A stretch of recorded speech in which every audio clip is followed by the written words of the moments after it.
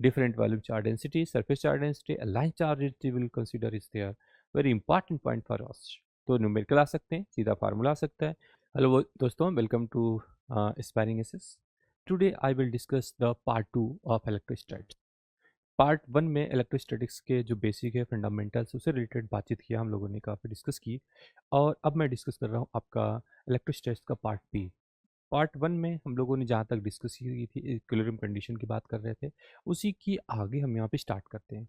Basic difference जो आपको इस बात को समझना चाहिए, जो सी का एग्ज़ाम है उसका जो ये सिलेबस है उसमें जो क्वेश्चंस आते हैं वो स्ट्रेट फॉरवर्ड आते हैं, या तो बेसिक फार्मूला, छोटा सा ग्राफ या छोटे से न्यूमेरिकल्स आते हैं. इसी बेसिस पर हम लोग यहाँ पर भी काम कर रहे हैं. और जो इम्पोर्टेंट सेक्शन है मॉडिफाइड फार्मूले हैं, जो डेरिवेशंस के बाद चेंजेस है अंडर द कंडीशन, उस पर हम डिटेल से डिस्कस करते हैं, क्योंकि वो एग्जाम के लिए बहुत इंपॉर्टेंट होता है. मॉडिफाइड इक्वेशन, क्योंकि ये सब्जेक्ट आपका डोमेन सब्जेक्ट का है, तो इस पर आप बहुत ज़्यादा टाइम नहीं दे सकते. इसलिए आपको अपने जीटी के और इंग्लिश के साथ 3 डोमेन जो सब्जेक्ट हैं आपके पास, फिजिक्स है, केमिस्ट्री और मैथमेटिक्स, या फिजिक्स केमिस्ट्री एंड बायो, इस तरीके का जो सेक्शन है उसमें जो फिजिक्स का पेपर है ये कॉमन है फॉर बोथ के लिए. तो उसके हिसाब से हम लोग देखते हुए चल रहे हैं. तो आपका टाइम भी सेव कर रहे हैं, थोड़ा कॉम्पिटेटिव टच भी दे रहे हैं, साथ में हम डिटेल से डिस्कस कर रहे हैं उस चीज़ को जो आपके एग्जाम के लिए आता है. एग्जाम ओरिएंटेड काम है पूरा, ये पूरा लेक्चर ही एग्जाम ओरिएंटेड है. सो दैट आप इस चीज़ पे बहुत ध्यान से देखिए, जो चीज़ इंपॉर्टेंट है वही चीज़ आपको डिलीवर की जा रही है. बहुत सारे डेरिवेशन और डिफिनेशन का इंपॉर्टेंस नहीं है इस सेक्शन के, इस एग्जाम के लिए.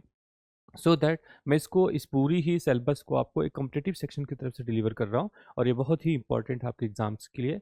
और पूरा मुझको उम्मीद है कि एक भी क्वेश्चन, एक भी कॉन्सेप्ट इससे बाहर नहीं जाएगा, क्योंकि ये सिलेबस वाइज चल रहे हैं और उसके कॉन्सेप्ट का इंपॉर्टेंट पार्ट चल रहा है. सो दैट आज मैं तीसरा जो केस थर्ड है वो चीज़ यहाँ पर मैं डिस्कस करना चाहूँगा आपके सामने. Let's start. Today I will discuss about this part of the equilibrium, part third, and in which we can see the equilibrium of suspended point charge. ठीक है. इस कंडीशन में जो सिस्टम आपके पास गिवन है यहाँ पर आप देख सकते हैं कि suppose 2 small ball having charge plus q on each are suspended by 2 string of equal length. ठीक है. स्ट्रिंग ऑफ इक्वल लेंथ की बात कर रहे हैं, ये आपके पास स्ट्रिंग ऑफ इक्वल लेंथ है यहाँ पर. ओके. एंड सो दैट कि यहाँ पर जो हॉरिजॉन्टल कंपोनेंट आपके पास होगा इस केसेस में, ये आपके पास क्या होता है, ये होता है आपके पास कॉस थीटा वाला टर्म. और ये वाले सेक्शन की जब आप बात करते हो तो ये सेक्शन आपका क्या जाता है, ये साइन थीटा का सेक्शन में जाता है. इस दोनों केसेस के हिसाब से ही आप इस डिटेल से डिस्कस कर सकते हो. अब यहाँ पर आपके पास दो पॉजिटिव चार्ज है, इसके बीच में एक डिस्टेंस है रिपेल होने की वजह से, और उसके अकॉर्डिंगली जो आपके पास कंपोनेंट्स हैं यहाँ पर, ठीक है. अब ये रिपल कंपोनेंट्स सेक्शन है, इस तरीके से जाते हैं. तो आप देखिए इस पॉइंट्स पर यहाँ पर देख रहे हैं, ठीक है. अब चूंकि ये इस तरीके से है और ये इस तरीके से मूवमेंट करने की कोशिश करेगा. लेट सपोज कि यहाँ पर जो फोर्सेस इन्वर्ट के लिए है टी साइन थीटा, और बाहर की तरफ जो है वो ऊपर के लिए जो टी कॉस थीटा, ये कंपोनेंट्स ले रखा, जो यही कंपोनेंट रिस्पॉन्सिबल है नीचे की तरफ एम की तरफ जाने के लिए. अब इसमें एल स्ट्रिंग थ्री के साथ अगर मैं इक्वेशंस को देखता हूँ, तो जो टी साइन थीटा है वो एफ के लिए रिस्पॉन्सिबल है, जो टी कॉस थीटा है वो एम के लिए रिस्पॉन्सिबल है. ठीक है. ये दोनों एक दूसरे के रिस्पॉन्सिबल हैं. Square and add equation one, square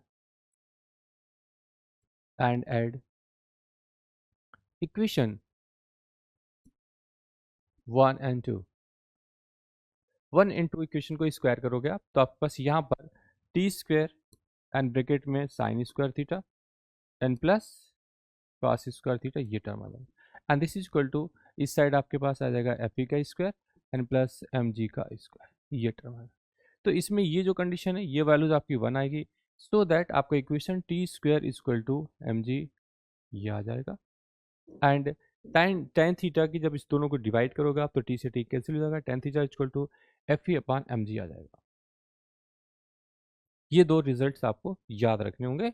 where F E is equal to one upon four pi seven naught Q square by R square and L sine theta, ठीक है, एक्स बाई टू. जो यहाँ पर आपके पास ये distance दे रखा है उन्होंने यहाँ से यहाँ तक, ये कंडीशन है एल. और इस केसेस में आपके पास, ठीक है, L sine theta is equal to X by two हो जाएगा यहाँ पर, इक्वल टू यहाँ पर एक्स बाई टू. ये रिजल्ट आपको याद रखना है. इसका इंपॉर्टेंस होगा एग्जाम में, जब भी कभी भी इस तरीके के सस्पेंडेड पुली दे रखी होगी, आपसे टोटल टेंशन पूछा जाएगा, तो टोटल जो टेंशन है आपके पास टी इक्वल टू वो आपके पास रूट में ये क्वेश्चन आपसे पूछा जा चुका है, एफ ई का स्क्वायर एन प्लस एम जी का स्क्वायर। ये रिजल्ट आपके लिए इंपॉर्टेंट होगा, तो इस फॉर्म में आप याद रखना है इस बात को, ठीक है। सो दैट हम लोग एक और सेक्शन की तरफ चलते हैं। यहाँ पर case fourth, equilibrium of suspended point charge system in liquid. अब बात आती है लिक्विड की। लिक्विड के सेक्शन में भी इस चीज़ का बड़ा इंपॉर्टेंस है कि हम लोग किस तरीके से इंपॉर्टेंस देखते हैं। तो जो आपके पास डेंसिटी ऑफ मटेरियल है उसका रो का इफेक्ट होगा, ठीक है, रो का इफेक्ट है यहाँ पर। और यहाँ पर जो इक्विलिब्रियम कंडीशन है वहाँ पर यही होगा कि जो आपके पास एफ पी की है ये, और जो टी डैश साइन थीटा है ये दोनों सेम होना चाहिए। And M G minus V वालों density and G equal to T cos theta, ये दो रिलेशन इस केसेस में आएंगे जब आप उसको किसी लिक्विड में टॉप, लिक्विड के फॉर्म में आप इसको डेप किया तो इसकी जितनी डेंसिटी होगी उसके अकॉर्डिंगली इस पर अप्रोच करेगा। तो दैट जो टेन थीटा है वो तो ठीक है, ओके, यहाँ पर आ जाएगा। और इसके अकॉर्डिंगली आपके पास Q square upon 4 pi epsilon naught, ये रिजल्ट आपको याद रखना है कि लिक्विड की केस इक्विलिब्रियम कंडीशन में जो भी आपके पास वैल्यू आएगी यहाँ पर आप यहाँ से लिख सकते हो theta equal to tan inverse and bracket में Q square upon 4 pi epsilon naught और मीडियम का इफेक्ट के, एंड साथ में आपके पास आएगा एम जी माइनस का वी सिग्मा एंड, ठीक है, जी और एक एक्स स्क्वायर। ये रिजल्ट आपको याद है। तो इक्विलिब्रियम कंडीशन में जब भी आप इस चीज़ को डिस्कस करते हैं तो डिस्कशन के पार्ट्स में जो लिक्विड की डेंसिटी है वो आपको यहाँ पे इन्वॉल्व करना पड़ेगा, और इस डेंसिटी को इन्वॉल्व करने की वजह से आपके पास जो भी रिजल्ट यहाँ पर आ रहे हैं वो इस कंडीशन से वेरी कर जाएंगे, ठीक है। इस दोनों से tan थीटा मिला आपको और रिजल्ट इसके साथ आया। तो यहाँ पर जो कंपोनेंट्स आपके पास गिवन है जब भी आप इसको डिजॉल्व करते हो तो ये रिजल्ट आपके पास यहाँ पे बहुत इंपॉर्टेंट है, वो M G minus B sigma. In general अगर आप फोर्स की बात करते हो जनरली कुलम्स लॉ की, तो वहाँ पर एक बेसिक फार्मूला आपको दिया जाता है F equal to 1/4 pi epsilon naught Q square upon R square, ये दिया जाता है। लेकिन इसका इफेक्ट क्या है, जो आप इस सिस्टम को, इस फोर्स को आप किसी लिक्विड के फॉर्म में डालते हो वहाँ पर इस मीडियम आ जाएगा। तो जहाँ पर एप्सिलॉन नॉट है यहाँ पर जब मीडियम आएगा तो आप के डाल देना, के को ये डिफाइन करते हैं डाइलेक्ट्रिक कांस्टेंट। क्लियर है। When the system was in air, जब ये सिस्टम एयर में होगा तो उस केस में आपके पास क्या होगा, tan theta equal to M G, ठीक है, F P upon M G and this equal to Q square upon 4 pi M G X square. ये रिजल्ट आपके पास है यहाँ पर। क्लियर है ना। तो इसकी अकॉर्डिंगली आप एयर के लिए ये देखोगे आप, लेकिन जब आप लिक्विड में चले जाओगे तो आपका ये देखना पड़ेगा। तो ये एक थोड़ा सा छोटा सा वेरिएशन है, जो मास है mg उसी से आप उसका वॉल्यूम और उसकी डेंसिटी ऑफ लिक्विड एंड जी के साथ आप रिलेशन को इन्वॉल्व कर दोगे उसी का। ओके, बेसिक बेसिक चीजें लेके चल रहे हैं हम लोग। So equating these two gives us 1/m equal to 1/k। M G वाले फोर्सेस से लिखा हुआ उन्होंने minus V rho equal to K की वैल्यू। आपके पास जो ये रिजल्ट आ रहा है ये आपको याद रखना पड़ेगा कि density of this one is, ठीक है, density of this one 1/m equal to 1/1 minus का वी बाई एम इंटू, ठीक है। एंड मुझे जहाँ तक पूरी उम्मीद है कि rho equal to M upon V आपको याद होगा, density equal to mass upon value, ये रिजल्ट यहाँ पे आप लिखो। तो आपके पास जो वैल्यूज़ है, जो के की वैल्यूज़ है, यहाँ पे आपने एम कॉमन करा, के के नीचे कर दिया। तो जो के की वैल्यूज़ आपके पास रखनी है यहाँ पर, इस के की वजह से आपके पास 1/1 माइनस सिग्मा अपन रो, ये चीज़ आपको यहाँ पे याद रखना है। ये डेंसिटी ऑफ मटेरियल है, रो यहाँ पर डेंसिटी ऑफ मटेरियल है। तो आपके जब सीयूटी के एग्जाम में बहुत सिंपल सा क्वेश्चन पूछ सकते हैं कि डेंसिटी का इफेक्ट 1 माइनस का सिग्मा अपन रो है, ठीक है। इसमें वैल्यूज गिवन होगी, कोई ऐसा नंबर एज्यूम कर सकते हैं कि दोनों की जो डेंसिटीज है वो इसके ट्वाइस है या उसके हाफ है मीडियम का, जो आपने उसमें इन्वॉल्व कर रहा हो। तो उसके अकॉर्डिंगली क्या होगी, जैसे डिवाइड होगा कोई एक नंबर के साथ आएगा, डेंसिटी के साथ कोई रिलेशन आ जाएगा, तो सिंपल सा। अदरवाइज आपको ये याद रखना है कि डेंसिटी ऑफ मटेरियल ऊपर है, ठीक है, और जो डेंसिटी आपके पास यहाँ दे रखा है मीडियम का वो नीचे है। मीडियम का डेंसिटी रो नीचे, और जो आपकी जिसमें लिक्विड को इन्वॉल्व करता है और जो मटेरियल का डेंसिटी वो रो सिग्मा है, ठीक है। तो इन दोनों की रेशियो की वैल्यू ही प्रोपोर्शन कांस्टेंट को रिप्रेजेंट करता है। ये रिजल्ट बहुत इंपॉर्टेंट है, कॉमन ये याद रखना आप।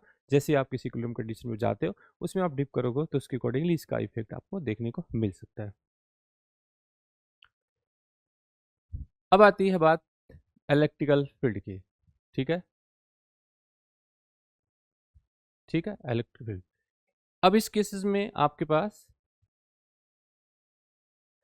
जब इलेक्ट्रिकल फील्ड की बात करते हैं तो space around a charge in which another charge particles experience a force is said to be the electrical field. कोई भी ऐसा फील्ड जहां के अंदर वो इस चीज को एक्सेप्ट करते हैं कि space around charge in which another charge particles experience a force is said to have electrical field in it. ये एक स्टेटमेंट है, ठीक है। यहां पर आप देखिए इलेक्ट्रिक फील्ड इंटेंसिटी ई को रिप्रेजेंट करता है। The electric field intensity at any point is defined as the force experienced by unit positive charge placed at that point. Direction of electric field same as direction of electric force, ठीक है। so that जो आपके पास यहाँ पर define करा उन्होंने electric field E equal to, ठीक है, F अपॉन क्यू नॉट। यही चीज वो वैल्यू है जिसको आप बोलते हो test charge.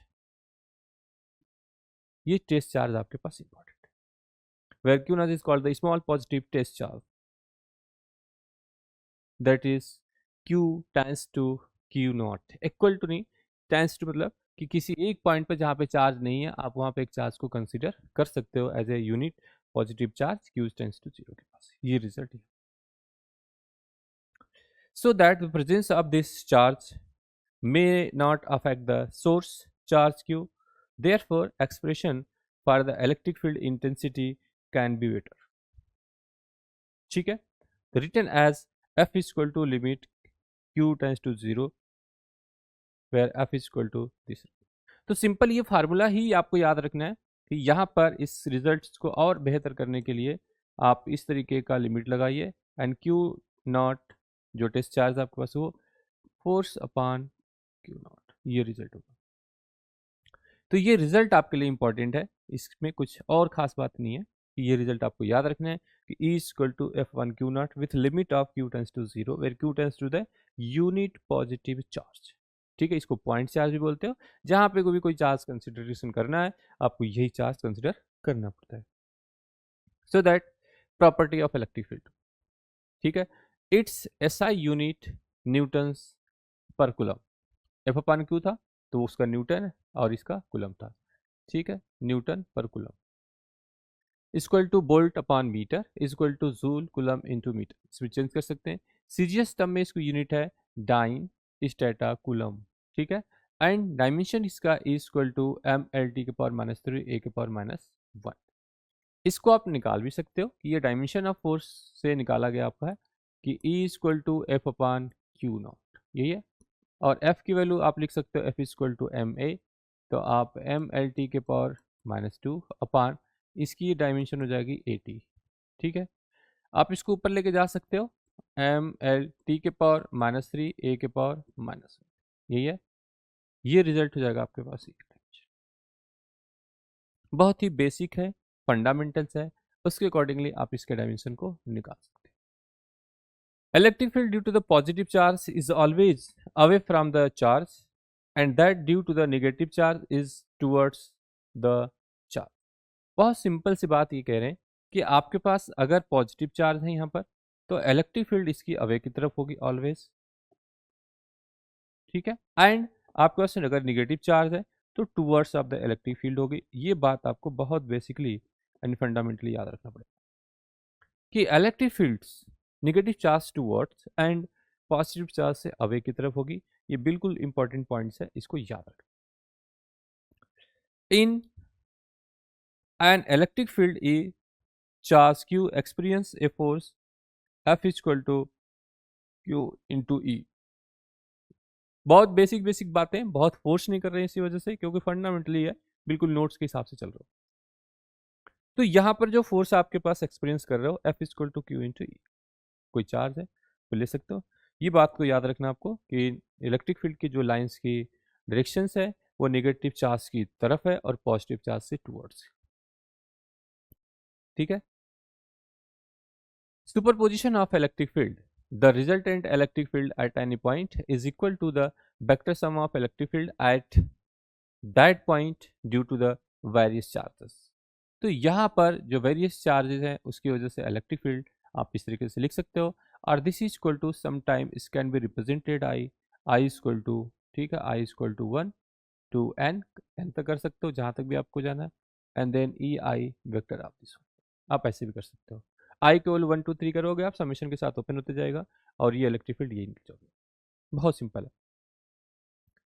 Magnitude of resultant of two electric field is given by E equal to root में E1 का स्क्वायर प्लस E2 का स्क्वायर plus 2E1 cos theta, and the direction of this tan alpha equal to E2 sin theta upon E1 plus E2 cos theta. ये इसका direction है। बिल्कुल basic चीज़ें आपको याद रखनी है।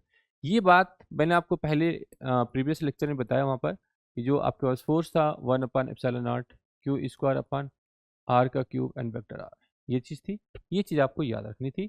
ऐसे ही मैंने आपको एक और फील्ड बता दिया कि E equal to F upon Q naught है, and this is equal to, ठीक है, and this is equal to, यहाँ पे आप कह सकते हो 1/4πε0, ठीक है, Q upon R cube and vector R, ठीक है। जब आपका ये फील्ड डायरेक्शन वेक्टर के टर्म में है तो आप आर क्यूब लिख रहे हो, और इन जनरल एग्जाम में जो आपसे पूछा जाता है तो आप कहोगे E is proportional to F is proportional to 1/r²। अगर मैग्नीट्यूड के फॉर्म में आप बात करते हो तो ये r² होगा, ये बात आपको याद रखनी है। ये भी 1/r², ये भी 1। लेकिन कब, जब आपके पास कोई एक सिंगल चार्ज की बात कर रहे हो, एवरीवेयर नहीं ऐसा होगा। एग्जाम के लिए बहुत इंपॉर्टेंट होता है जब आप किसी स्फेयर के अंदर, सॉलिड स्फेयर के अंदर, अगर ये नॉन कंडक्टिंग है तो यहाँ पर आर की अगर आप बात करते हो तो ये E is proportional to R होता है, ये याद रखना, when R is less than capital R. अगर कैपिटल आर से स्मॉल आर आपका लेस है तो उस केसेस में इस पर डिपेंड करता है। ये बहुत सेफ्टी के साथ चलना आपको, ये नहीं कि आप ऑलवेज ऐसा करो। फार्मूले दे रखा है क्यूब आ रही है, यहाँ पे देख रहे हो क्यूब आ रही है, जब आप आर लगा रहे हो, जब आप इस पास वेक्टर कंपोनेंट आर को इस तरीके से चेंज कर देते हो this upon mod of R, तभी होगा। जैसे आप यूनिट वेक्टर के टर्म में आप देखते हो तो ये 1/r³ आ जाएगा। तो मैग्नीट्यूड आप जब लेते हो किसी फंक्शन का तो मैग्नीट्यूड के टर्म में यूनिट वेक्टर प्रेजेंट होता है, वेक्टर नहीं, ठीक है। तो उस केस में जब आप मैग्नीट्यूड के फॉर्म में देखोगे आप, तो electric field and force both are 1/r² when the spherical shape are in charge at the distance r, ठीक है। इस केसेस में आप यहाँ पर लेके आते हो। तो छोटी छोटी चीजें हैं जिसको आपको ध्यान रखना है, कहीं कुछ कोई मिस्टेक्स ना हो जाए, इसकी वजह से चलते रहना आपको। Electric field due to the continuous charge distribution, a system of closely spaced electrical charge form a continuous charge distributions, ठीक है। लीनियर चार्ज डेंसिटी, यहाँ पे linear charge, surface charge, volume charge, 3 different charge के distributions की यहाँ पे ये बात करते हैं। तो लीनियर चार्ज में क्या होता है, जब आप किसी चीज़ को डिस्कस करते हैं इस तरीके से कि यहाँ पर जो गिवन सिस्टम है वो आपको, ठीक है, जब आप इस पे बात करते हैं यहाँ पर आपके पास लीनियर चार्ज डिस्ट्रीब्यूशन है, तो लीनियर चार्ज डिस्ट्रीब्यूशन का मतलब क्या हुआ, कोई इस तरीके से, इसका अगर आप चार्ज डेंसिटी लेमडा मान लीजिए। अगर आप सरफेस चार्ज डेंसिटी की बात करते हैं तो हो सकता है कि सरफेस चार्ज डेंसिटी कुछ इस तरीके से आपके पास, जब वॉल्यूम चार्ज डेंसिटी की बात करते हो तो हो सकता है कुछ इस तरीके से आ सकता है वो। और इन सब के साथ डिफरेंट डिफरेंट कोऑर्डिनेट सिस्टम भी हो सकता है, डिफरेंट हो सकते हैं। और इस सिस्टम के साथ आपके पास कोऑर्डिनेट सिस्टम क्या हो सकता है, एक्स के फॉर्म में, वाई के फॉर्म में और जेड के फॉर्म में, यूनिट वेक्टर है, ये कार्टेशियन कोऑर्डिनेट सिस्टम है। ऐसे ही आपके पास आर, थीटा एंड फाई, ये आपके पास होता है स्फेयर के केस में, ठीक है, ये है कार्टेशियन और ये स्फेरिकल।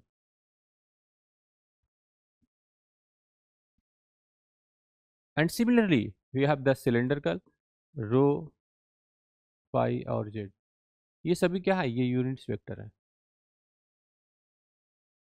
ये यूनिट वेक्टर है। और ये होता है आपके पास सिलेंडर के लिए।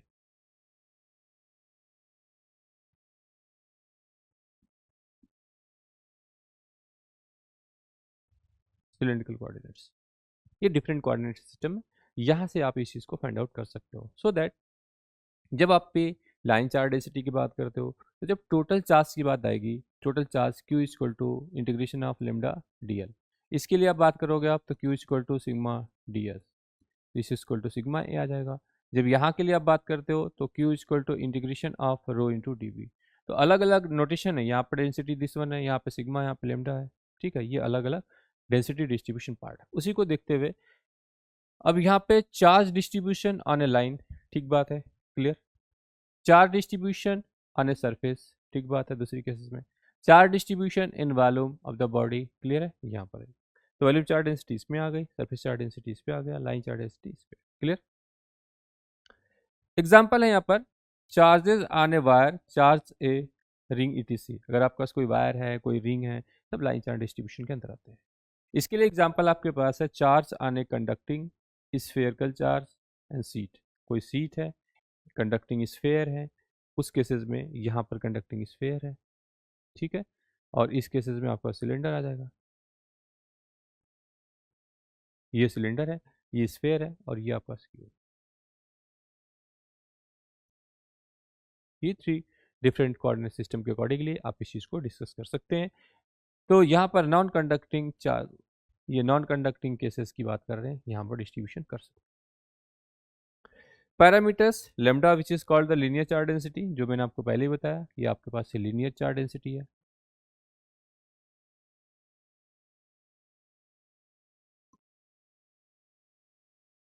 ये आपके पास लीनियर चार्ज डेंसिटी।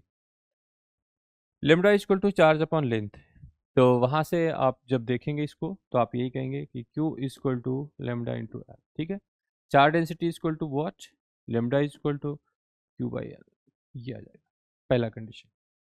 दूसरी केसेस में जब आप यहाँ पे बात करते हैं, parameters of sigma which is called surface charge density, that is, तो सिग्मा इसको डिवीजन। दूसरा इक्वेशन आपके पास क्या है, Q is equal to sigma into A, so that sigma is equal to Q by A. दूसरा केस ये आपके पास आ गया।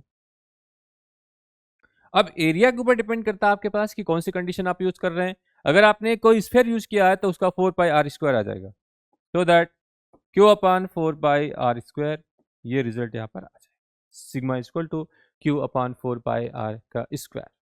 वेरी नाइस, बहुत बढ़िया रिजल्ट है। यहाँ पे छोटे छोटे न्यूमेरिकल्स देखने को आप मिलते हैं, बहुत छोटे छोटे न्यूमेरिकल। एंड देन जब आप वॉल्यूम चार्ज डेंसिटी की बात करते हो, विच is called volume charge density this one, so that हमारे पास एक वॉल्यूम आ जाएगा। तो इस केस में आप कहते हो Q equal to rho into v, so that जो वॉल्यूम चार्ज डेंसिटी है वो Q अपन वी। तो ये आपको three different volume charge density, surface charge density, line charge density will consider is there, very important point for us. तो numerical आ सकते हैं, सीधा फार्मूला आ सकता है, और कोई एक रिजल्ट आ सकता है। तो इस रिविजन टेबल को बहुत ठीक से याद रखना बेटा, और बहुत ही प्रिसाइजली लेकर चलते हैं।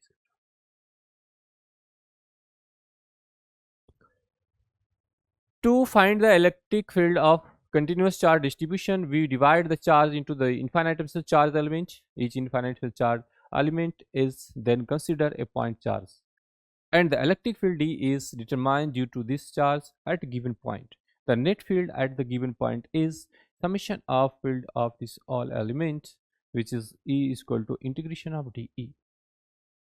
बहुत ही बेसिक पॉइंट ऑफ से बात कर रहे हैं हम लोग। द सस्पेंशन चार्ज, ठीक है, suspended charge in an electric field. तो उस केसेस में जब आपके पास अभी जो डिस्ट्रीब्यूशन ऑफ चार्ज की कंडीशन मिल गई, तो वहां पर सारी चीज कंडीशन आपके पास क्लियरली आ जाएगी। Suspended charge in electric field, A freely suspended charge particle, इसकी कंडीशन क्या हो रही है। जब आपने यहाँ पे देखा, यहाँ पे जो फोर्स आप लगा रहे हो F equal to Q into A, ठीक है, यहाँ पर आप लगा रहे हो तो F इक्वल टू क्या आएगा, M इंटू जी। ये आपका इक्वेशन 1 एंड इक्वेशन नंबर 2। ये दो सस्पेंडेड चार्ज के लिए कंडीशन हो सकती है, या तो इस तरीके से जाएगा या ऐसा हो सकता है, ठीक है। तो direction of electric field is always to the positive charge away इस कंडीशन में, ठीक है। और इस केसेस में ये आपके इलेक्ट्रिक फील्ड की डायरेक्शन यहाँ पर रिप्रेजेंट की गई है, और उसी केसेस में जो F है वो F इक्वल टू की ऊपर की तरफ होगी। इसमें क्या है, जैसे आपने नेगेटिव चार्ज लिया तो direction of electric field will come like downward, ये डाउनवर्ड चली गई। और इसकी केसेस में जो आपकी ये कहानियां हैं वो बहुत ठीक है, m g equal to minus q, F equal to q, ठीक है। सो दैट दूसरी एक कंडीशन आपके पास यहाँ पर आ जाती है, आपने यहाँ पे अगर पोटेंशियल डिफरेंस देखना है V, ठीक है, यहाँ पर ई दे रखा है, तो यहाँ पर जो F इस कंडीशन में जब आपने डिप करा, यहाँ पर mg है तो ऊपर Q चार्ट, तो Q equal to n e, ठीक है, Q equal to n e and M g upon e equal to M g d upon p. D यहाँ पर यह दे रखा है, डिस्टेंस बिटवीन दो प्लेट्स के बीच का है। देन इक्विलिब्रियम कंडीशन पे Q equal to M G होगा and then E equal to M G by Q. तो एम जी के टर्म में जब आप बात करते हो तो वहां पर e equal to M G by q आपके पास रिजल्ट। ठीक है, नोट पॉइंट यहाँ पे बहुत सिंपल सा नोट पॉइंट है कि इन द एबव स्कैप इस direction of electric field is suddenly reversed in any figure, then acceleration of the charged particles at the given instant will be the a is equal to 2g। जैसे आपने इसको a is equal to 2g करा तो वो reverse हो जाएगा acceleration of this quantity. This basic part of that बिल्कुल syllabus के अकॉर्डिंगली फंडामेंटल चीजें चल रही हैं, जो इंपॉर्टेंट वही आपके पास इंपॉर्टेंट लिखा हुआ है। अब इस इक्वेशन में आप देखिए, charge particle suspended by the massless insulated string, let a charged particle of mass m having charge q is suspended in electric field as shown in figure. Under the influence of electric field, the turn through an angle say theta and come in equilibrium. So the in the position of equilibrium q dash and t is equal to t sin theta is equal to q e and t cos theta is equal to mc। इस condition में जैसे ही आपने इसकी equilibrium condition लगाई, आपने theta यहाँ लगा रखा है, तो यहाँ पर ये आ गया साइन थीटा एंड यहाँ पर ये आ गया टी कॉस थीटा।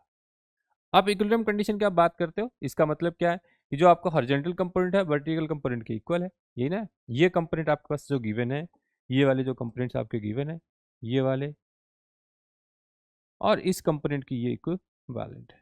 तो इस कंडीशन में आप लिख सकते हो यहाँ पर कि t cos theta equal to M G, ये इस कंपोनेंट को बैलेंस कर रखा है क्योंकि यहाँ पे चार्ज बैलेंस होगा आपका।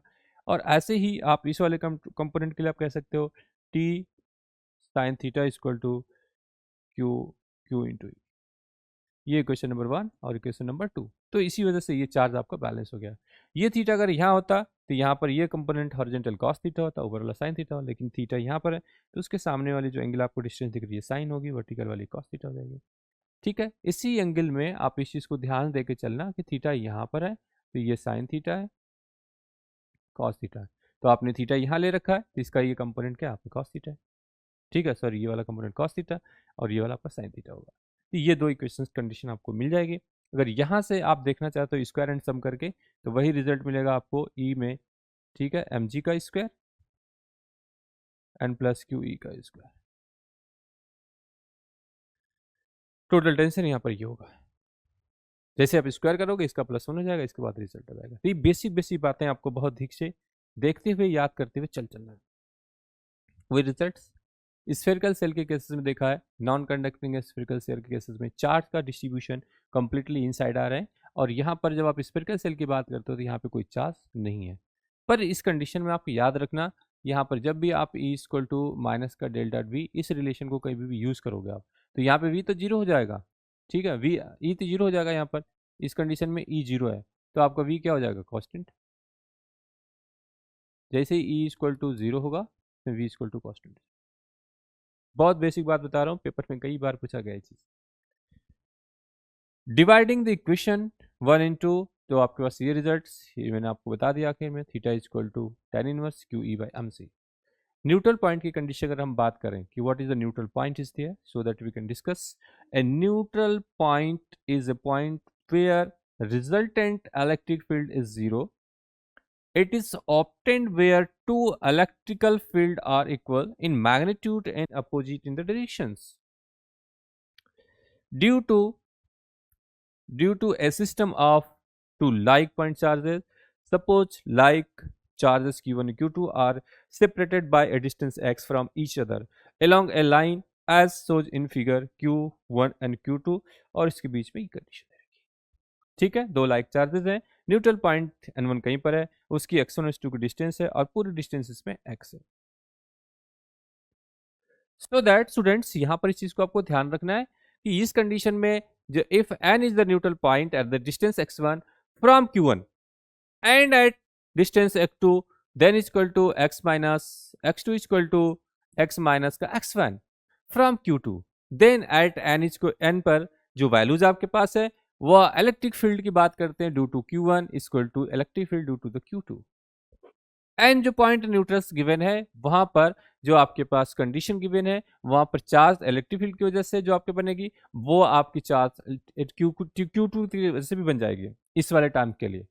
तो दोनों केसेस में जो इलेक्ट्रिक फील्ड है, it means the magnitude of electric field of this Q1 is equal to electric field of magnitudes of Q2 is equal to same. ठीक है, इस कंडीशन में, इस दोनों की कंडीशन में सेम हो जाएगा। सो दैट यहाँ पे 1/4 पाई और Q1/x1 का square equal to 1/4 pi Q2/x2 का square. So that Q1 Q2 equal to ये रिजल्ट आ जाएगा और x1 की रिजल्ट यहाँ पर ये आ जाएगी। पहले भी ऐसे रिजल्ट आ चुके हैं आपके पास। वो कंप्लीट डिस्टेंस जो आपके पास गिवन है वहां से वहां तक, उसमें आपके पास x1 है, ये x2 है, यहाँ पे चार्ज Q1 है, यहाँ पे आपका चार्ज Q2 है, and then distance between this point is x, so that x1 equal to x/1 plus Q2/Q1 and x2 equal to ये रिजल्ट आपके पास यहाँ आ जाएगा x/1 प्लस Q1/Q2। तो यहाँ पर Q2/Q1 है, यहाँ पर Q1/Q2, बस इतना सा ही आपको ध्यान। In the above formula, Q1 is equal to Q2, the neutral point lies at the center. So remember the resultant field at the midpoint of two equal like charges is zero. Mid point पे पास में अगर आपने कहा कि ये पर Q1 Q2 अगर आपका सेम है दोनों कंडीशन में, तो इस केस में आपका सेंट्रल पॉइंट पर electric field will be the zero, और वो कहां पर होगा? मिड पॉइंट पे होगा, क्योंकि दोनों चार्ज आपका सेम है।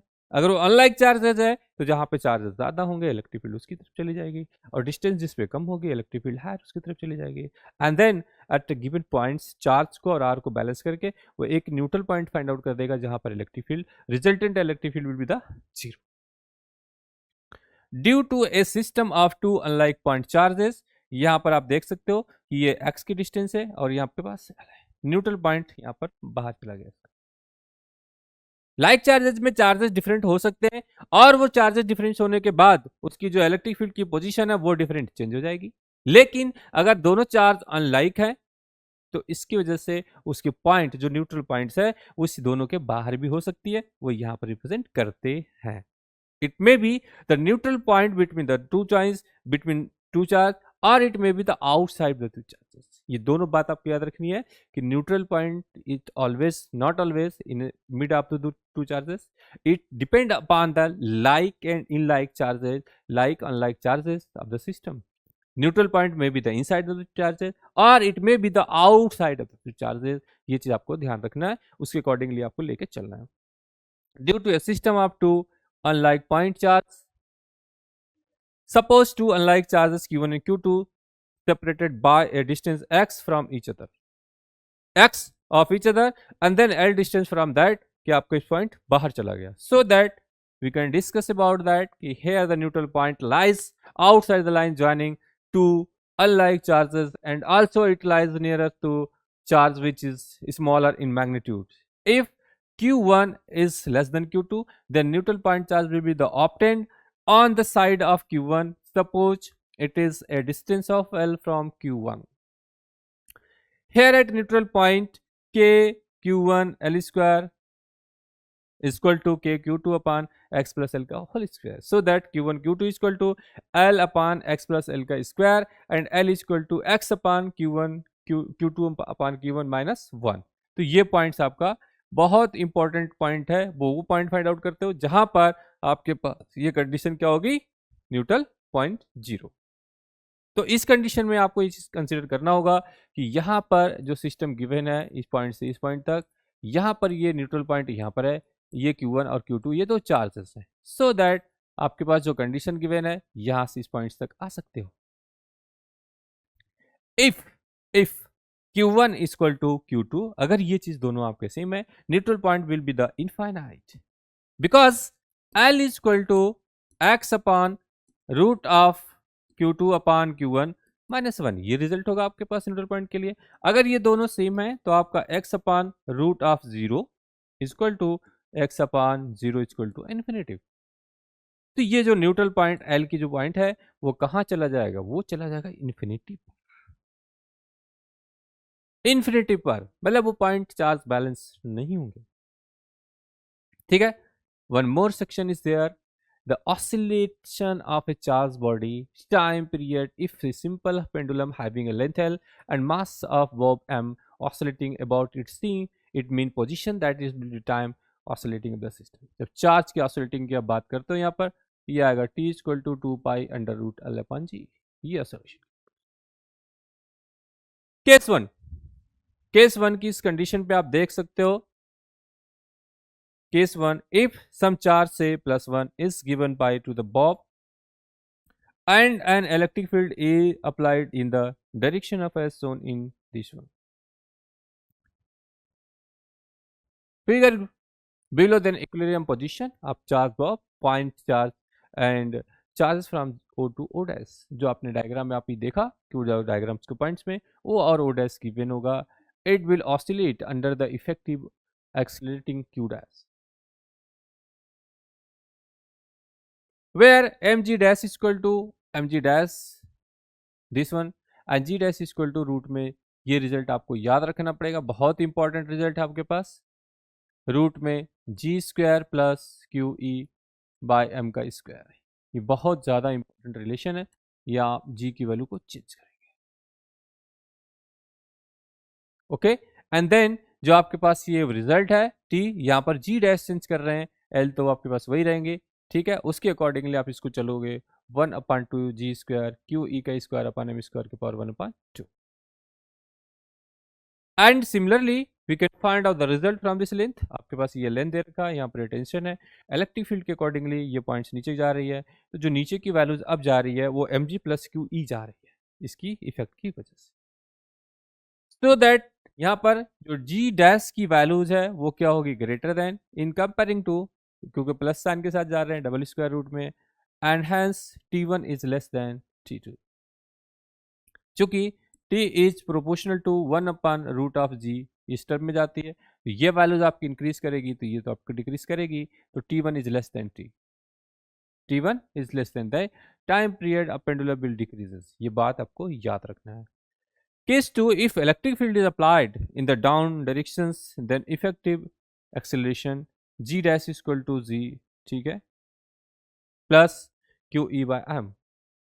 So new time period is t2 is equal to 2 pi under root l upon q g e by m. Okay, g e by m. So that t2 is less than t1.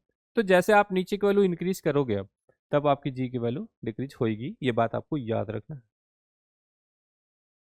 And case third में, in case if electric field is applied upward directions, अपने direction को change कर दिया, direction को change कर दिया upward direction की तरफ, तो आपके जो जी डैश की वैल्यू है वो आपका जी माइनस का क्यू ई बाई एम होगा. और उस केस में आपकी T3 की वैल्यूज क्या होगी, इंक्रीज कर जाएगी. ये कम्पिटेटिव एग्जाम का सेक्शन है बेटा, ये स्कूल वाला नहीं है कि आपको सिवा एक फार्मूला के कि सिर्फ एक ही फार्मूला याद रखना है 2 pi under root L upon G और where G is the constant. ये याद आप नहीं रखना बेटा. जब आप इसमें आ जाओगे 12th में तो आप देख रहे हो कि जी की वैल्यू चेंज हो रही है, लेंथ आपको कांस्टेंट रख रहे हैं, और अप्लाइड फील्ड में जब आप इलेक्ट्रिक फील्ड अप्लाई कर रहे हो तो वो अपर और डाउनवर्ड की वजह से टी की वैल्यू इंक्रीज और डिक्रीज कर रही है. जैसा ही आपके पास टी इज प्रोपोर्शनल टू 1/रूट में जी की वैल्यूज, ये इंक्रीज करोगे तो ये डिक्रीज कर जाएगी. और ये कभी इंक्रीज हो रही है, गिवन कंडीशन को आपको देख के जाना है. Case 1, case 2, case 3. तो केस 1 में तो आपका टी इक्वल टू 2.5 था जब आपके पास कोई चार्ज की इफेक्ट नहीं देखेगा. केस 2 में जब आपने देखा कि आप डाउनवर्ड में जा रहे थे तो आपने देखा कि T1 की वैल्यू T से डिक्रीज कर रही थी, लेकिन जब आप T2 की तरफ गए तो वहां पे देखा आपने इंक्रीज कर रही थी, डिक्रीज कर रही थी. T3 में आप जब आए, जब आपने डायरेक्शन के फोर्स को चेंज कर दिया और ले गए ऊपर की तरफ, तो उस केसेस में T3 आपका ग्रेटर देन T हो गया. तो ये बेटा ध्यान रखना, इन तीनों ही केसेस में कोई एक केस आपको एग्जाम में देखने को मिल सकता है. Clear? And so that time period of a charge circular ring, ये बहुत इंपॉर्टेंट सेक्शन है कि आपका टाइम पीरियड सर्कुलर रिंग के केसेस में कैसे चेंज होगा in the effect of charge there. So that electric field इसकी कंडीशन में आप क्या लिखते हो, E equal to 1/4 pi epsilon naught q x upon x square plus r square power 3/2. And so that R is much greater than x, so that x square neglected, so that E equal to 1/4 pi epsilon naught and q x by r का cube. It means it's indicating that E is proportional to x. इस x के साथ यह propagate करेगा, electric field condition यहाँ पर आ जाएगी। तो दैट इसकी कंडीशन में आप देख सकते हो कि जो टाइम पीरियड आपके पास यहाँ पे आ रहा है इस केसेस में, ये इंपॉर्टेंट, बहुत इंपॉर्टेंट है कि रिंग के केस में आपका टाइम पीरियड क्या आ रहा है, 2 पाई √4 pi epsilon m r Q upon q into Q. तो ये चीज़ बहुत इंपॉर्टेंट है, ये आपको याद रखना है। और मैंने बता दिया कि इलेक्ट्रिक फील्ड और फोर्स दोनों ही आपके पास is proportional to X when is applied for the ring.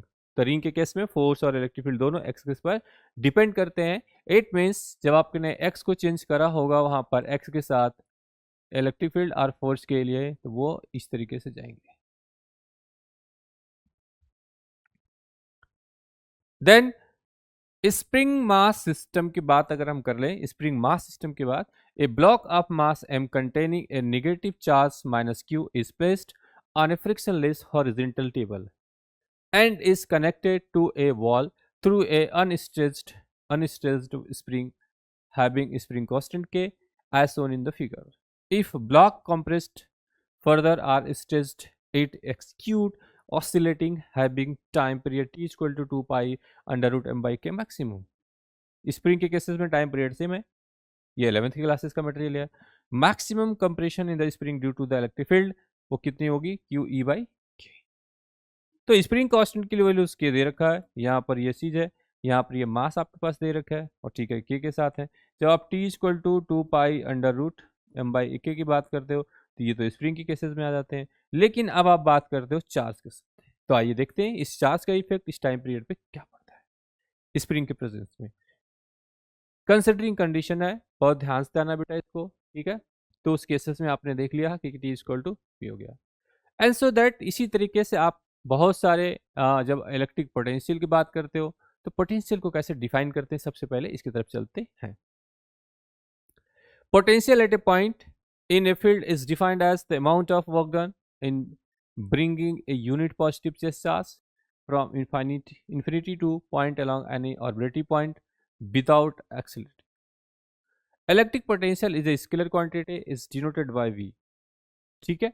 And so that आप कह सकते हो यहाँ पर कि इफ वर्क डन, यहाँ पे वो कह रहे हैं infinity to point p exit करता है, the work equivalent required to bring moving a point charge q from a infinity to a point p, then the electric potential of the potential p is w vp is equal to w external, जब लेकर आ रहा external work and infinity to p h equal to q, जब आपके पास क्या होगा delta k equal to zero, change in kinetic energy will be the zero. So that आप कह सकते हो कि जो work done by electric field zero to infinity upon p, ये रिजल्ट आपको याद रखना।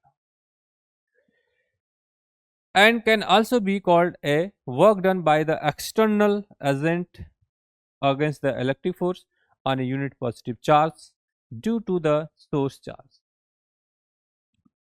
बहुत सिंपल सी बात है, इस केसेस में आप इसको ध्यान रखना है। अगर ये डिस्टेंस आ रहा है यहाँ से इस पॉइंट से इन्फिनिटिव से चार्ज को, इस इन्फिनिटिव से चार्ज को इस पॉइंट तक ले आने में जो वर्क है वही तो है,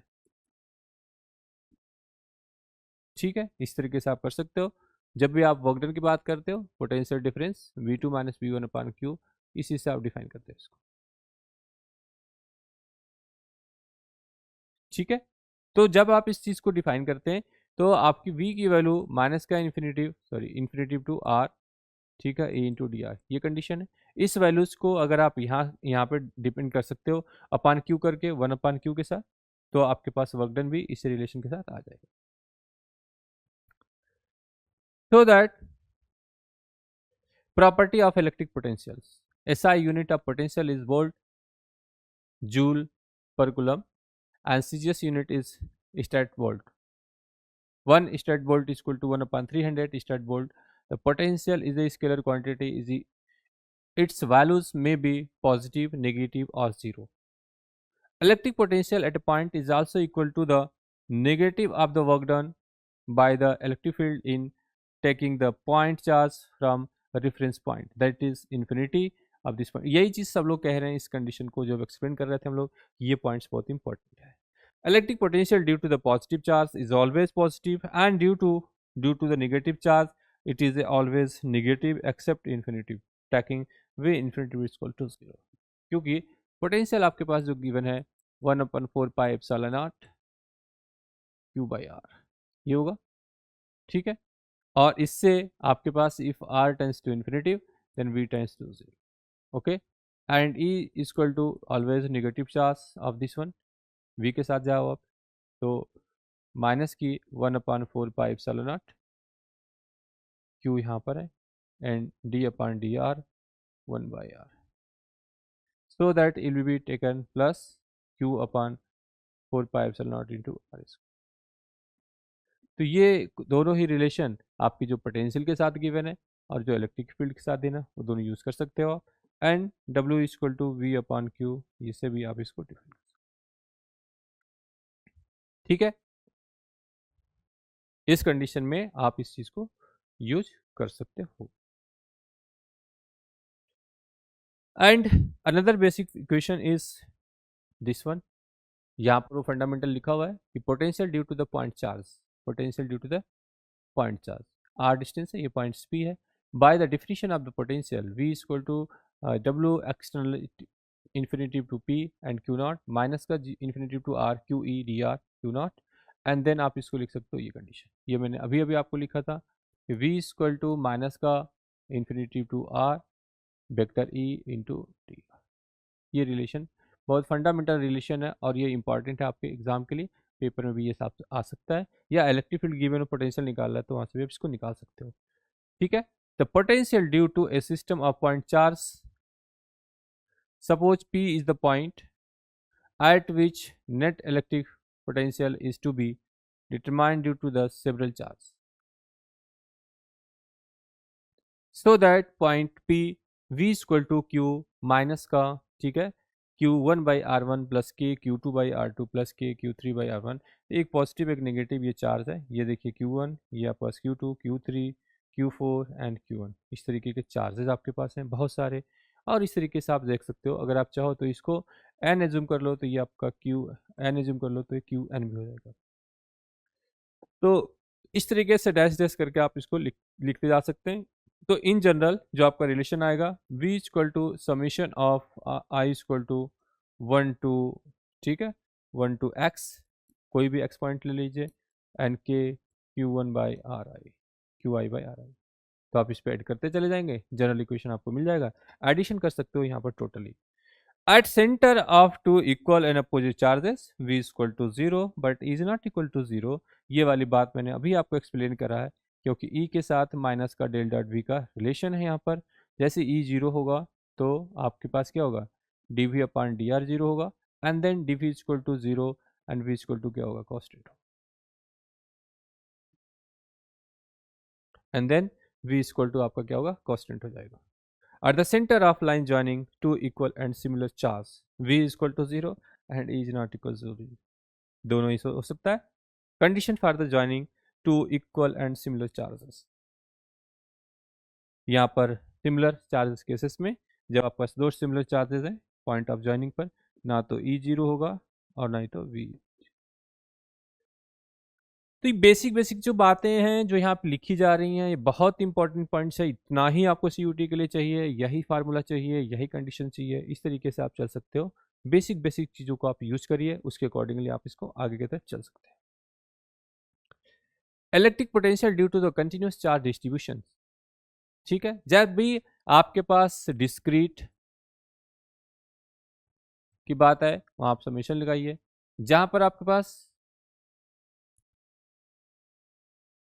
कंटिन्यूस की बात है वहां पर आप इंटीग्रेशन लगाइए, ये दो सिंबल आपको हमेशा यूज करना होता है, इसी दो से चलता है। तो इसीलिए इन्होंने कहा V equal to integration of dV and this equal to due upon 4πε0 into r, ठीक है। अब आई बात पोटेंशियल डिफरेंस की, अभी तक आप पोटेंशियल को डिस्कस कर रहे थे, अब आएगी पोटेंशियल डिफरेंस की, जिसमें आप कहोगे V2 minus V1 equal to V, ये है potential difference. So that the potential difference between two point A and B is work done by the external agent against electric field in taking a unit positive charge from A to B without accelerating between the initial and final points. It is a scalar quantity in SI unit is volt. If work done external from A to B, work done by the external agent against the electric field in taking the unit charge from A to B, then potential difference की अगर हम बात करते हैं then is equal to W A to B external upon Q delta K is equal to 0, and WAB is equal to electric field upon this one. Then potential आपके पास यहाँ पे आ गई. इस केसेस में आप इसको लिख सकते हो v b minus v v. ठीक है,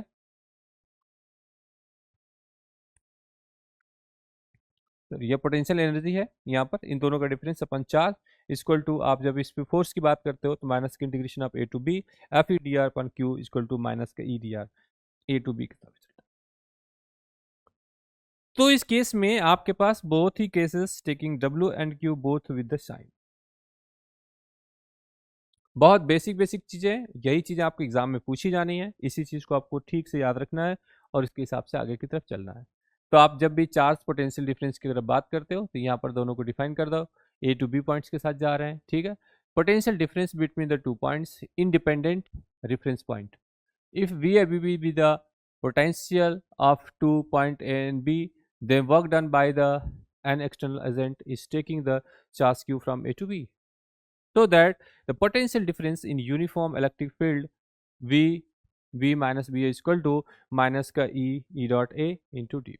तो ये जो आपको पास दे रखा है ई डी आर की जगह पर इस डिफरेंस के साथ में वो डॉट प्रोडक्ट के साथ आ जाएगा. सो दैट इसको आप ओपन करके ए बी कॉस थीटा लिख सकते हैं एंड ई इंटू डी लिख सकते हो, माइनस साइन के साथ जा सकते हो, minus e d equal to minus e d. Where d is the effective distance between the a and b along the field. तो इस कंडीशन में आपका थीटा यहाँ दे रखा है, तो यहाँ एक कंडीशन में आ गई और ये कॉस थीटा आ गया पर. तो डिस्टेंस के साथ आपके पास जो वैल्यूज आ रही हैं यहाँ पर वो क्या आ रही है, कॉस थीटा ही तो आ रही है. V b minus B A equal to electric field e और ए बी और कॉस थीटा. इस वैल्यूज को आप एज्यूम कर सकते हो यहाँ पर, ये डी है, इस वैल्यूज को आप थीटा जीरो एज्यूम कर सकते हो क्योंकि दोनों एक ही लाइन की तरफ जा रहे हैं. तो आपका फाइनल रिजल्ट आ जाएगा E into D potential difference के साथ. तो कई बार ये डिफाइन किया जाता है वी बाई डी के साथ भी. जब आप कैपेसिटर्स की बात करोगे तो वहाँ पर ये रिजल्ट भी आपको यूज करते हुए देखा जाएगा. And one of the basic relation is there, we have can also say that is equal to d b upon delta t, अगर इस केस में आता है with negative sign. Line A b joining parallel the v b minus b equal to e t. बस इतना सा difference है कि पोटेंशियल डिफरेंस के साथ इस रिलेशन को आपको याद रखना है.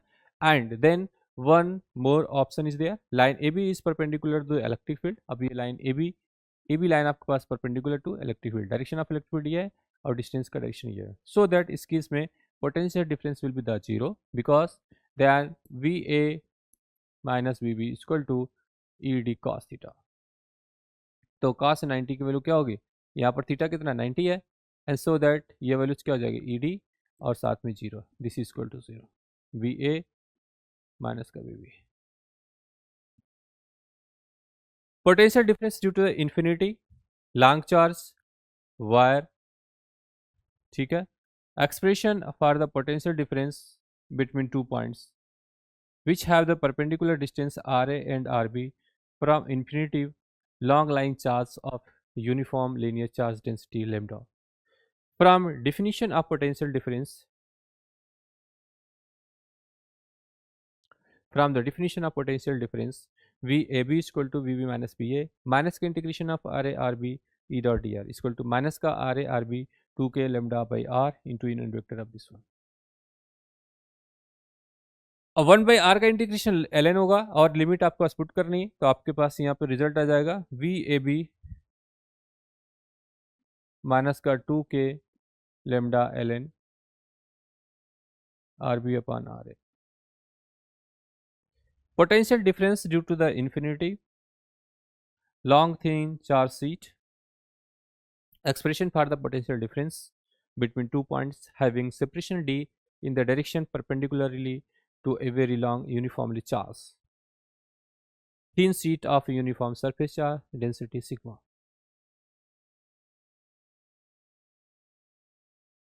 ओके, सो दैट आपके पास बहुत बेसिक बेसिक चीज़ें निकल के आ रही हैं, बहुत अच्छे फार्मूले कंडीशंस में आ रहे हैं. इस फार्मूले को आपको याद रखना है इस कंडीशन के साथ. Let the point A and B have perpendicular distance R A R B respectively, then from the definition of difference V this one. Okay, V A B is equal to V B minus B A equal to minus का R A R B E D R minus का R A R B sigma point two epsilon naught vector R into D R. तो V A B equal to minus का sigma point two epsilon naught R minus R B. तो आपका difference जो आपका पास यहाँ पर आ गया वो यही आया कि V A B equal to, ठीक है, सिग्मा डी अपॉन माइनस का टू एप्सिलॉन नॉट। ये एक अच्छा रिजल्ट है, बहुत ही अच्छा रिजल्ट है पोटेंशियल डिफरेंस का। इसके अकॉर्डिंगली आप चल सकते हैं। The electric field and potential due to the various charge distribution. Point charge के हिसाब से अब देखिए क्या आता है यहाँ पर। पॉइंट चार्ज के लिए जब आप इलेक्ट्रिक फील्ड की आप बात करते हो तो E equal to K Q by R square, R equal to K Q upon R square, तो K equal to 1/4 pi epsilon naught. ठीक है, अब दोनों चार्ज के बीच का डिस्टेंस क्या आ रहा है, इस पॉइंट पी की बात करते हो तो इलेक्ट्रिक फील्ड जब आप इस तरीके के सिस्टम में आके यहाँ पर बात करोगे तो आपके पास ये रिजल्ट चेंज होके यहाँ पर आ जाएगा। Then E equal to 1/4 pi epsilon naught, ठीक है, Q upon T1 Q1 plus T2 root में K2 का स्क्वायर। अब इस रिजल्ट्स को भी आपको बहुत ही केयरफुली याद रखना है। पोटेंशियल के लिए अलग से, इलेक्ट्रिक फील्ड के लिए अलग से। यहाँ पर इन्होंने इस बात को साफ साफ कहा हुआ है कि electric field intensity, electric potential due to a point charge Q at a distance T1 plus T2 where T1 is the thickness of the medium of dielectric constant K1। तो जो K है आपके पास वो आपके पास है डायलेक्ट्रिक कांस्टेंट,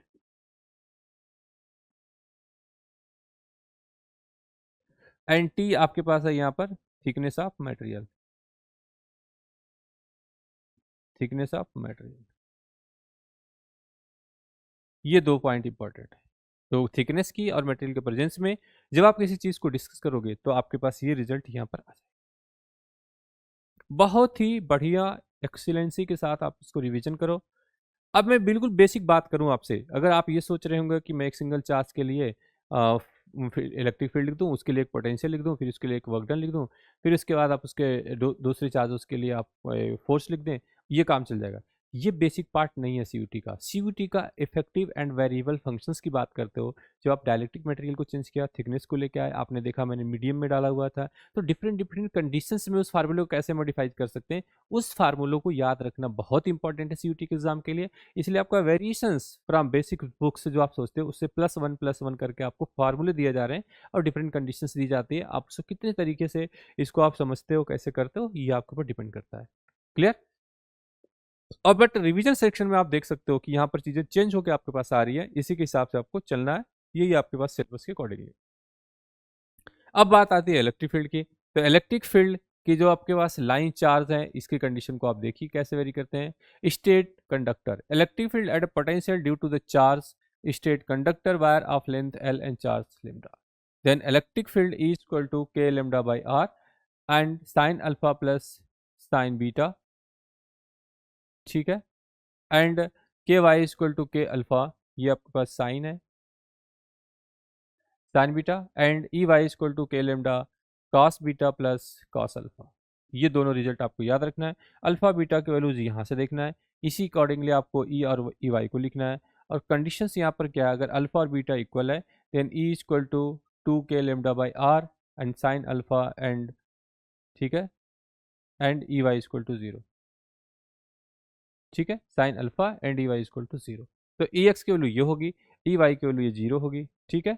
और इस केसेस में साइन अल्फा साइन बीटा की इक्विवेलेंट है, ये वाला रिजल्ट इसके साथ है, सॉरी ये इसके साथ है। तो यहाँ पे आप कह सकते हो कि जो ई एक्स की वैल्यूज आपके पास आ रही है 2 k lambda by R sine alpha, ये आ जाएगा आपके पास। और ई वाई की वैल्यू क्या आ जाएगी, if L equal to infinity that is alpha equal to beta and then π/2, then आपके पास बहुत सारा रिजल्ट यहाँ पे बहुत बढ़िया आ रहा है 2 k लेमडा अपन आर। जैसे ही आपने यहाँ साइन 90 की बात करी तो 1 आ जाएगा। तो इसी केसेस में कि अल्फा की वैल्यू π/2 कर दो आप 90, साइन 90 को लो क्या होगी 1, then E X equal to 2 k lambda by R. तो ये है कुछ बेसिक चीज़ें, बेसिक इंफॉर्मेशन, बेसिक इंपॉर्टेंट चीज़ जो आपको हमेशा याद रखना है और इसके हिसाब से आपको चलना है। अब जिसे ही लाइन चार्ज डेंसिटी है, लेमडा की बात आ रही थी, तो आपने lambda, sigma and rho 3 different condition use करी थी। यहाँ पर आपने देखा हुआ था कि जो टोटल चार्ज था Q equal to lambda by L था आपके पास, ठीक है ना। और यहाँ से जब आपने चार्ज की बात कर रहे थे, इंटीग्रेशन ऑफ डी एल था यहाँ पर, सॉरी डी एल। तो इस कंडीशन में जब आपने एल की बात करी थी तो एल इक्वल टू क्या था, क्यू बाई लेमडा, ठीक है, और lambda equal to what, Q by L. तो ये वाले पॉइंट्स यहाँ पे आ गई। तो लाइन चार्ज डेंसिटी के लिए इस एक लाइन है, एक लेंथ है अपवार का इसकी, और इसी पे लेमडा चार्ज लेमडा है। इसके पॉइंट्स पी पर क्या इफेक्ट होगा अगर आपने इस मिड पॉइंट से देखा हुआ है, एक अल्फा और एक बीटा के साथ। क्लियर? तो ये चीज़ बहुत इंपॉर्टेंट सेक्शन में आ रही है आपके पास। तो अल्फा और बीटा आपको ध्यान रखना है, इसके साथ इसकी वैल्यूज ध्यान रखनी है, और इसके अकॉर्डिंगली ये कंडीशंस को आगे लेके जाना आपकी तरफ। ठीक है, तो अपकमिंग सेक्शन में, आज के इस सेक्शन में हम लोग यहीं तक डिस्कस कर रहे हैं, ठीक है। And then I will discuss next part in the next videos, and then discuss whole of the syllabus continuously with variation of condition and variable system of distance. आपने यही चीज़ देखा, इस चीज़ में ध्यान दे रहे होंगे कि पहले आपको बेसिक चीज़ दी जा रही है, फिर उसका एप्लीकेशन सेक्शन दिया जा रहा है जिसमें फॉर्मूले मॉडिफाइड हो रहे हैं और वहीं से आपको रिजल्ट आ रहे हैं। वही रिजल्ट, वही कंडीशन आपको एग्जाम के लिए इंपॉर्टेंट हो जाएंगे, सीधे सीधे पेपर में देखने को आपको मिल सकता है। तो आज के लिए इतना ही। Thank you so much and all the best.